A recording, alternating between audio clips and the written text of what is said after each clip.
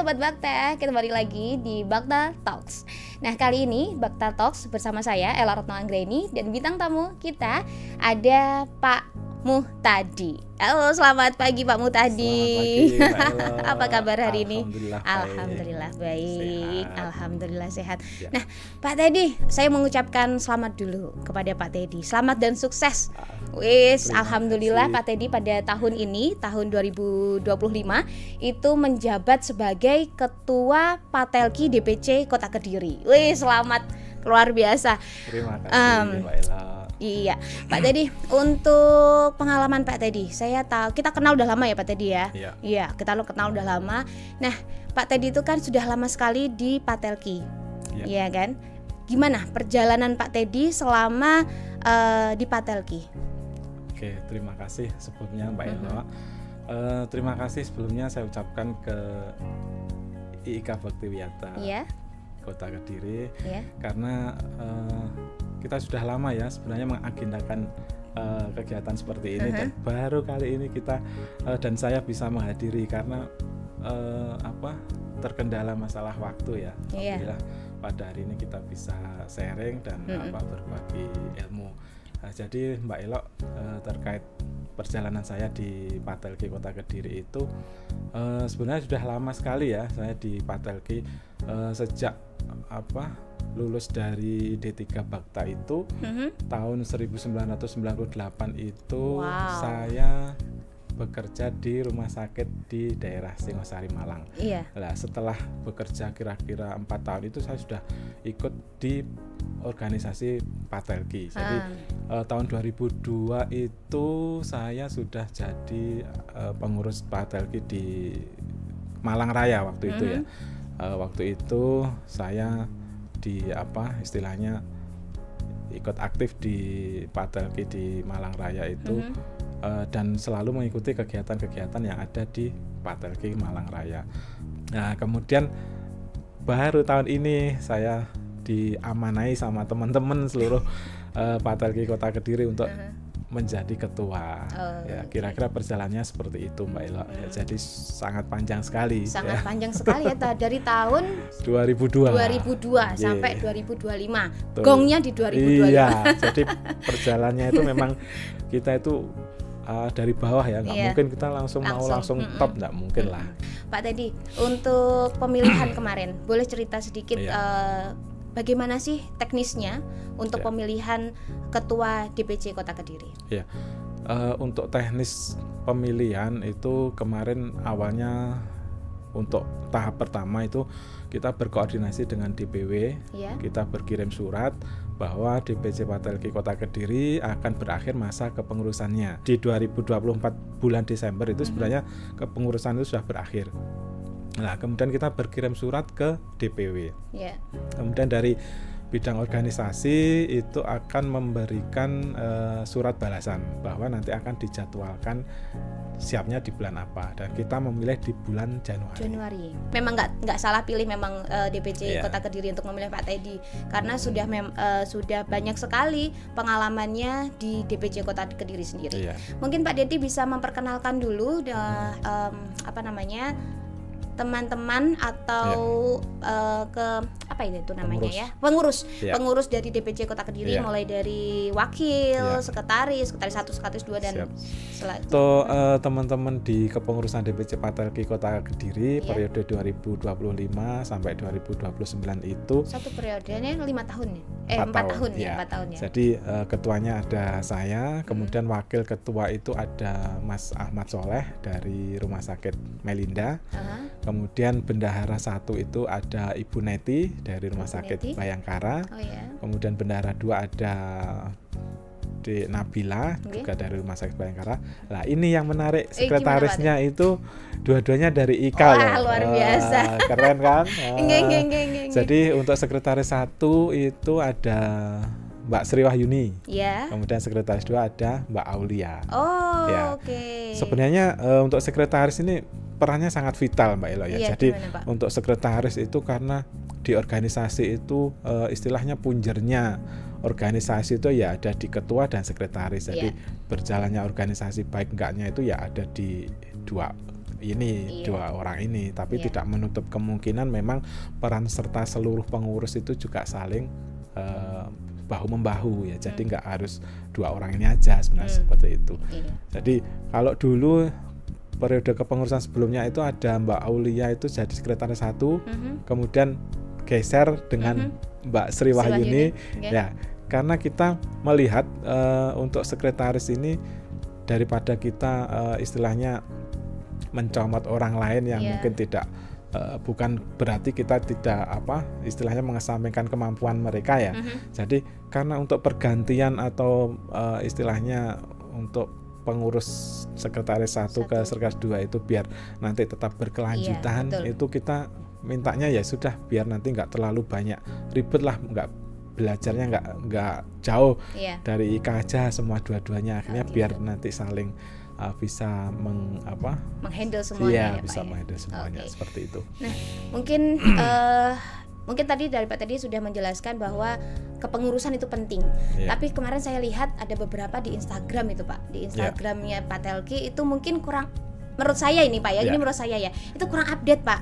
Jadi miminnya mungkin lebih nanti di kedepannya ya Pak ya, kedepannya nanti akan lebih update lagi untuk informasi-informasi program-program progres apa yang akan dilakukan di DPC Kota Kediri. Nah, untuk program DPC Kota Kediri, Pak Teddy apakah sudah menyiapkan program-program dalam satu periode ini? Iya. Insya Allah untuk program kerja kemarin sudah dibahas juga di agenda Muscap, itu salah satunya memang membahas program kerja. Jadi untuk kepengurusan 2025 sampai 2029 itu memang sudah disusun program kerja DPC Pak Telki Kota Kediri. Yang salah satunya itu kita selalu mengadakan kegiatan webinar atau bakti sosial itu minimal 1 tahun 1 kali. Jadi ketika nanti dalam masa periode kepengurusan sampai 2029 itu minimal 4 kali ya. Jadi kalau misalnya 1 tahun 1 kali, berarti kalau 4 tahun berarti 4 kali ya Mbak. Ya, jadi seperti itu untuk kegiatan baksos dan webinar. Kalau webinar karena kita juga sekarang ini sudah connect dengan pelataran sehat, jadi untuk webinar kita itu semua nanti juga akan langsung terkoneksi dengan pelataran sehat. Jadi seperti itu ya.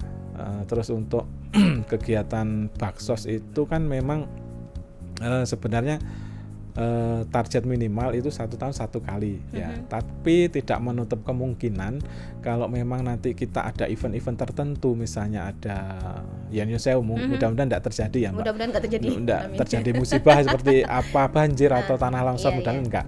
Jadi kalau ada yang seperti insidentil itu kita juga harus selalu update kegiatan baksos. Jadi biar DPC Pak Telki Kota Kediri itu manfaatnya bisa dirasakan oleh masyarakat. Seperti itu, Mbak Ella. Ngomong-ngomong baksos sama pengurusan tadi Pak, itu kalau nggak salah saya pernah dengar itu tentang pembuatan STR, dan SIP itu gimana Pak? Apakah benar harus kalau misalkan pengurusan SIP itu harus ikut bansos dan segala macamnya?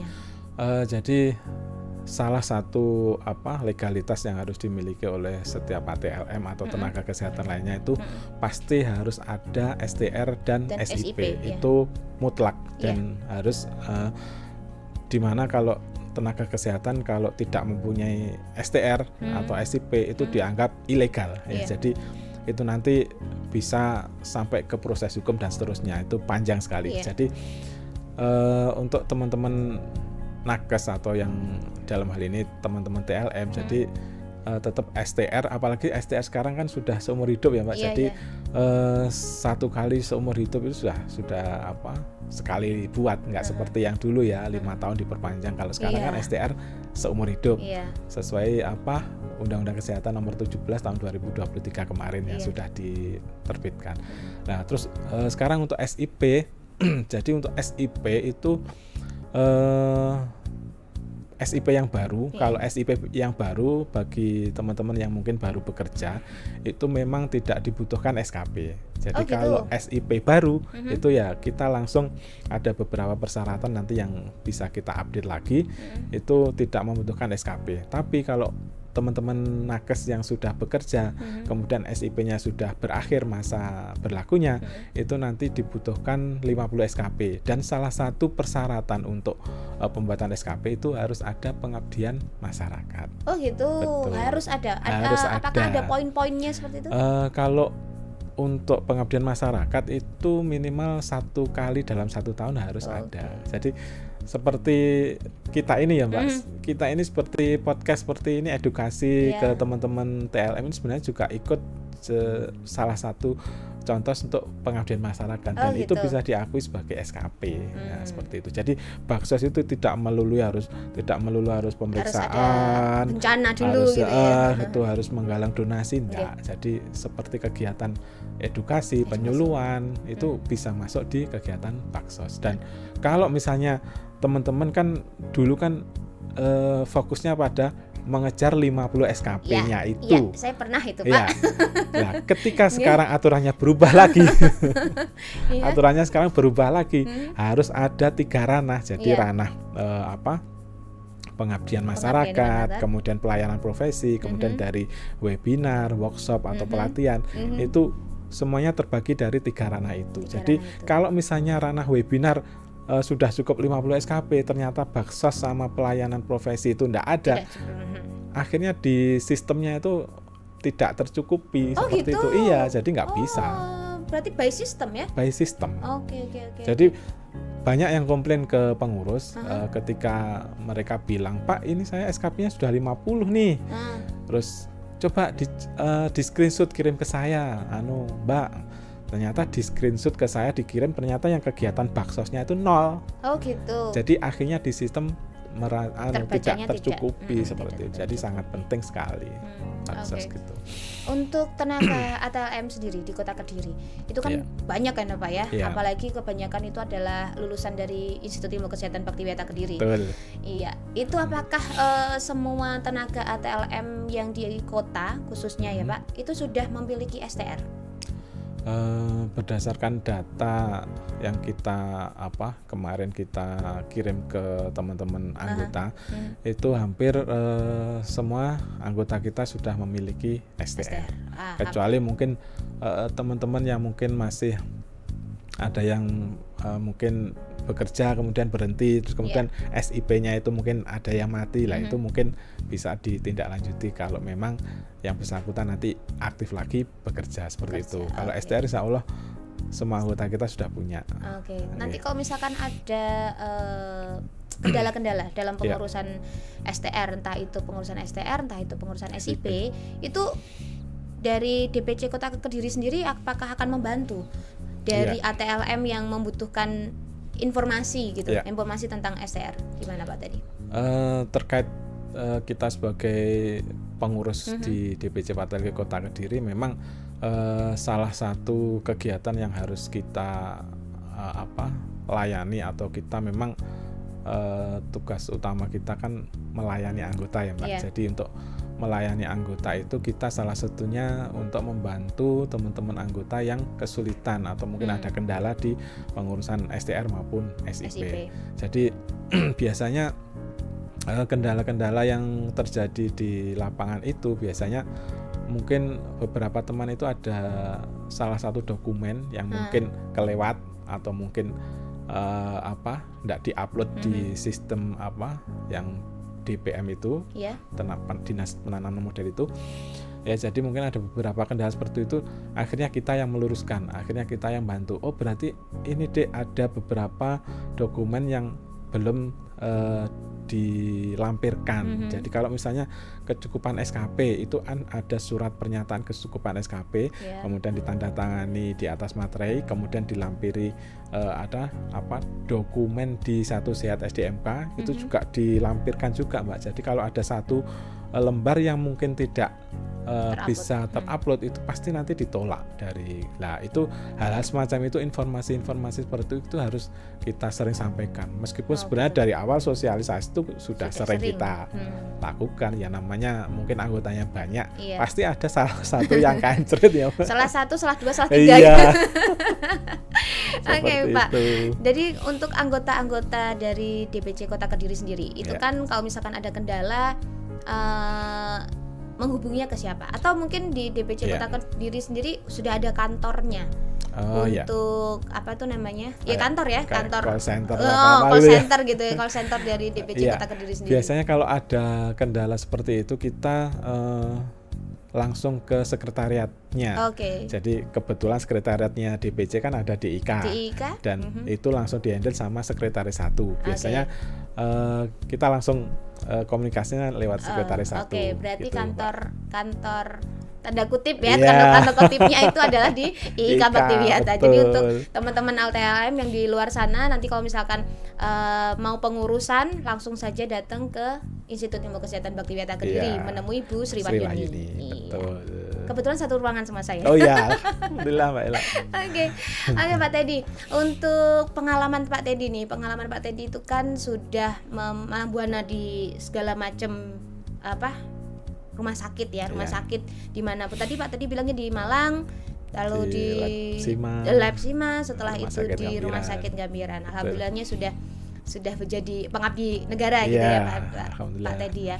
Nah, untuk Pak Teddy sendiri apakah ada kiat-kiat untuk sekarang entah itu mahasiswa ataupun juga ATLM yang belum bekerja, caranya gimana supaya bisa menjadi ATLM yang mensehatkan masyarakat gitu.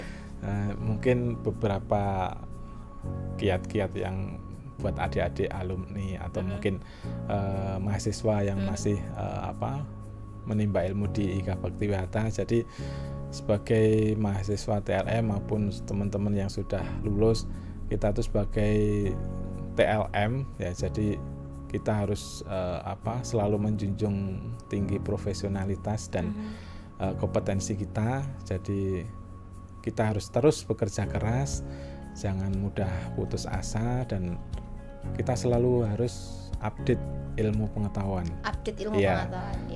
Selain itu kita juga harus sering-sering menjalin komunikasi atau membina jejaring antar alumni, mungkin kakak-kakak yang lebih senior atau mungkin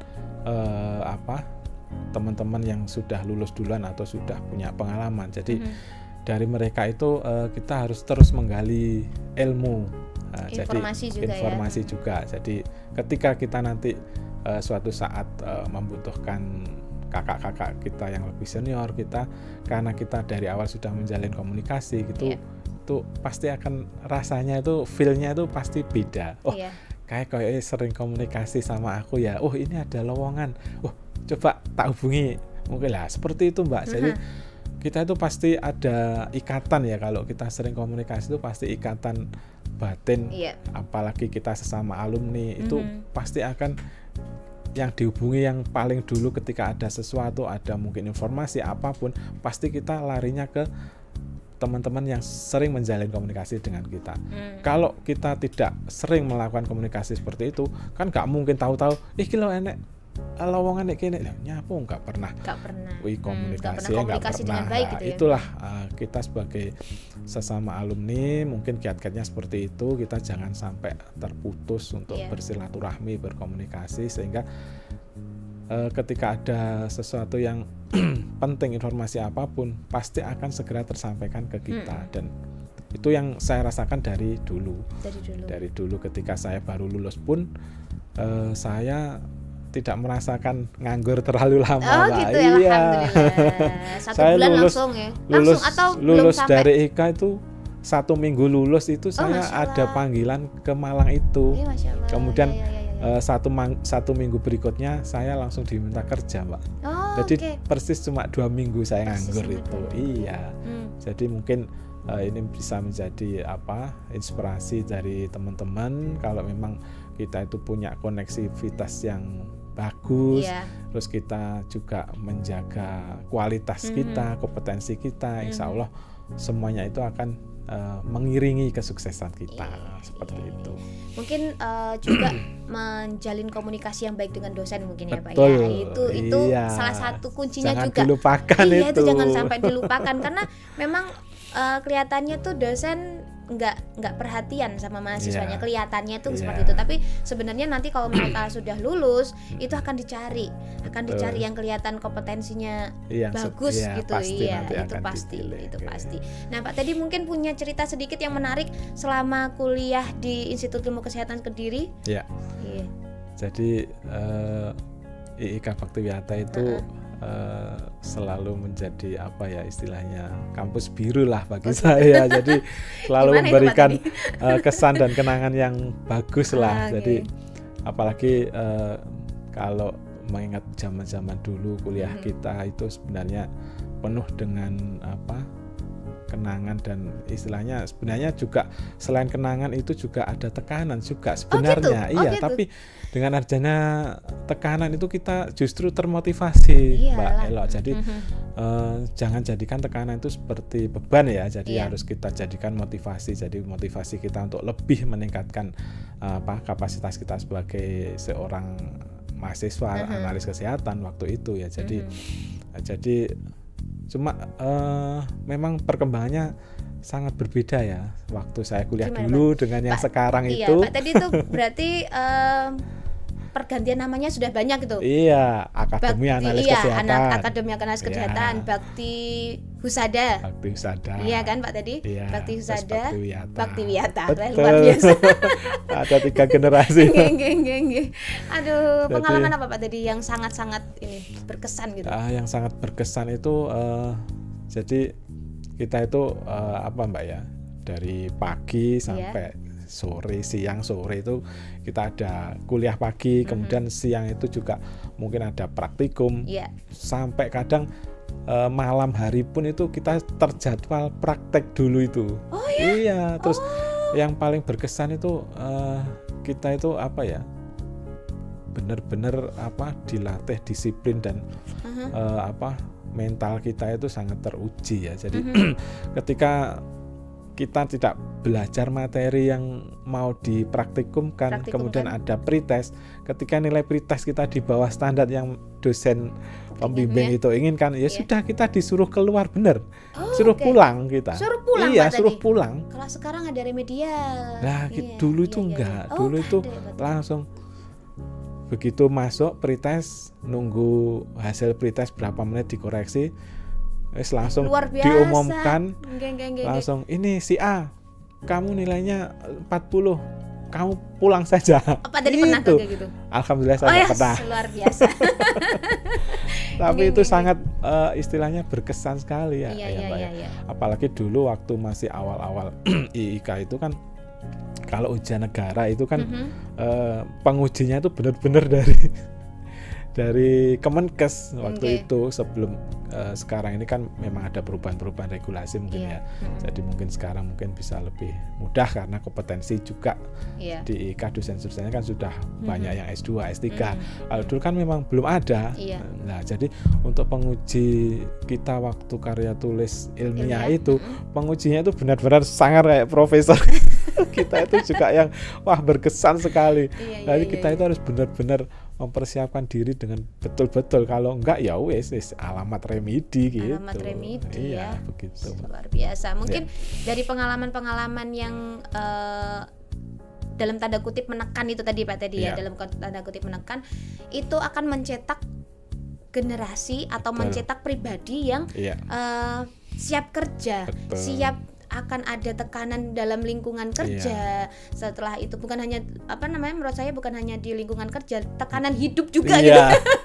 Kuat menghadapi cobaan. Tekanan yang menghadapi cobaan karena memang di usia-usia seperti kita Pak Teddy itu bukan hanya tekanannya itu bukan hanya cuman pekerjaan saja, tapi tekanan kehidupan juga. Gitu kan. Itu yang mungkin kalau misalkan anak-anak zaman sekarang itu selalu dimanjakan atau mungkin selalu diberi kemudahan, takutnya ke depannya itu nanti yang bisa down gitu ya Pak Teddy ya. Betul, Mbak Elo. Iya. Mungkin Pak Teddy ada satu pertanyaan lagi sebagai penutup ya Pak Teddy ya. Gimana Pak Teddy untuk kedepannya membawa Patelki Kota Kediri, DPC Patelki Kota Kediri untuk lebih baik lagi dari sebelumnya, dan saya pernah juga lihat itu DPC Kota Kediri pernah menjadi juara 1 mendapatkan DPC terbaik se-Jawa Timur. Betul. Nah itu nanti di bawah naungannya Pak Teddy itu bagaimana Pak Teddy ingin mendapatkannya lagi atau mempertahankan lagi gitu kan, mempertahankan lagi DPC Kota Kediri sebagai DPC terbaik. Lalu penutup untuk arti kesuksesan untuk mahasiswa ataupun juga masyarakat di Kota Kediri. Jadi yang pertama untuk ke depan DPC Patelki Kota Kediri dulu tahun 2023 itu pernah mendapatkan penghargaan pada acara Muswil di Jember. Jadi pada saat gala dinner itu ada acara Patelki Award ya. Jadi di situ ada penghargaan-penghargaan yang ditujukan kepada DPC dan ada beberapa kriteria. Kemudian disebutkan DPC Patelki Kota Kediri pada saat itu menjadi salah satu DPC terbaik di Jawa Timur. Jadi ada 3 kalau nggak salah dulu. Oh gitu. Betul. Saya kira menjadi satu-satunya Pak Teddy. Ada 3 DPC terbaik yang salah satunya dari DPC Kota Kediri. Oh gitu. Yang 2 kalau nggak salah dari DPC Jember sama DPC Surabaya. Oh gitu. Nah, jadi seperti itu Mbak Elo.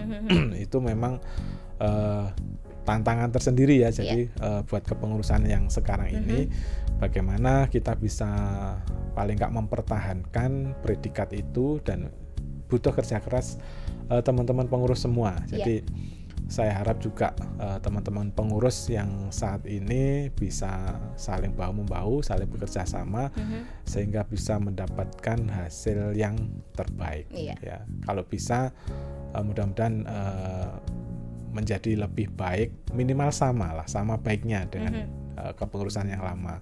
Tapi kalau bisa jadi yang lebih baik. Terus kemudian untuk arti sukses ya, jadi untuk adik-adik mahasiswa D4 TLM Baktiwiyata, jadi sukses itu memang tidak mudah diraih. Ya.